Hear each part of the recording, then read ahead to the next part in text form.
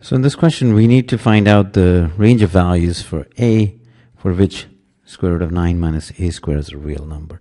So essentially, we can't have a square root of a negative number is not real, so we need to make sure that 9 minus a squared is greater than or equal to 0. So as long as that's the case, this expression would be a real number. So the condition really is, if I rewrite this, a squared is less than or equal to 9. You can also think in terms of numbers. We're really, if you look at the number line, we're looking at numbers, the squares of those numbers that are less than or equal to 9. So one extreme, we know 3 squared is 9. So that would satisfy this. And any number less than 3 would also satisfy. So all these numbers from 0 to 3 inclusive. And then same thing on the negative.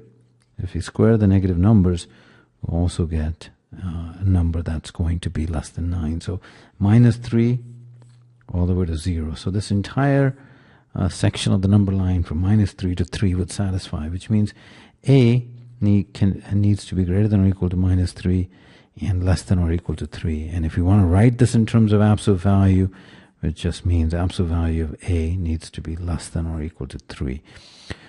So the answer is, if we look at the choices, is D. Now you can certainly do it by plugging in numbers too. You can just pick some values. For example, here, if you picked a equal to 6, which would satisfy b, if you plug that in, that would be a negative, not defined. You eliminate that. If you pick a equal to 10, again, 9 minus 10 squared, this will not be a real number. So you can also use that approach. So either way, the answer is choice D.